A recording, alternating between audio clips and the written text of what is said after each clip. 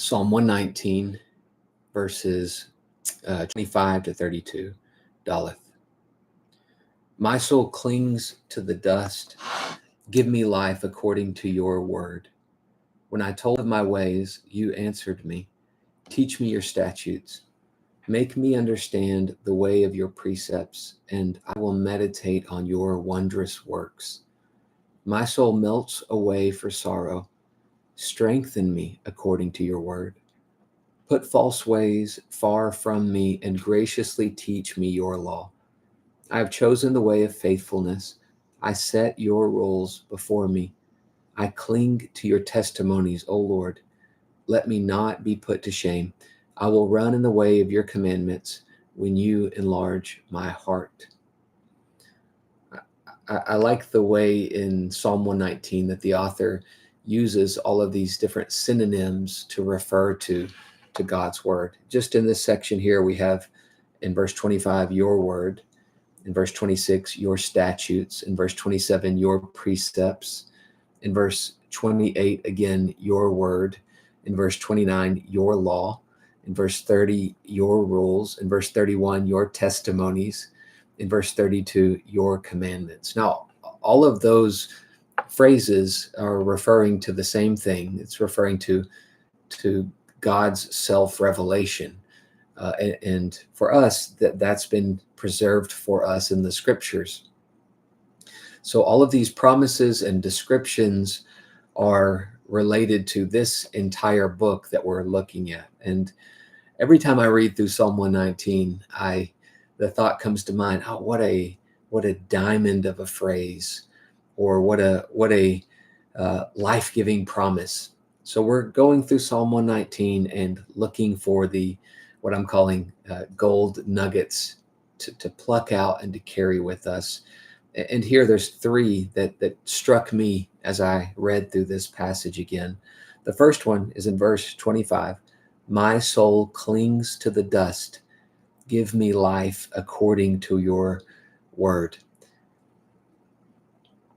When there is affliction, when we're put in the press, in the crucible, it's then that we can truly look to God and to his word to receive what he has for us, to get life from him, to seek him in a way that we never have. Because when everything else is stripped away, when the things that comfort us, when the things that we are hoping for, when trouble comes upon us, and God is all that we have left, when we're truly at the end of our rope, well, then that's when we really experience his goodness. That's when we can taste his goodness, when our palate has been cleansed of all of the things that the world has been offered. Then we can truly taste the richness, the goodness of God. So when your soul is clinging to the dust, don't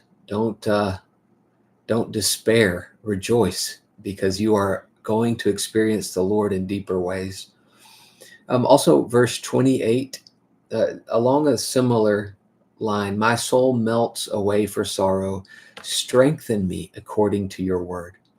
That word strengthen struck me because I am so weak. And even in the course of a day, I'll go through a short time period of feeling as though I am walking with the Lord, and as though my faith is strong, and as though I have a clear picture of the hope that is set out before me. But then I'll sink into a despair, or I'll become overcome with anxiety. My soul will begin to melt away for sorrow because of the wickedness that's around me. Well, it's God's word that strengthens me in those moments. When those times come, what I need to do, what you need to do, is to rush to God's word, to be fed upon the promises and the precepts that are found there. That's where our strength is in those moments. And the last one, the last gold nugget here, verse 32, I will run in the way of your commandments. Again, I like the verbs that are used here of walking and running and journeying. We are pilgrims on our way. We're sojourners. I will run in the way of your commandments when you enlarge my heart. That's a prayer that I continually come back to. Oh Lord, enlarge my heart.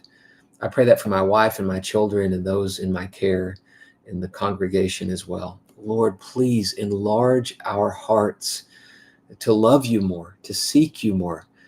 Enlarge my heart to desire you in a greater way than I do right now.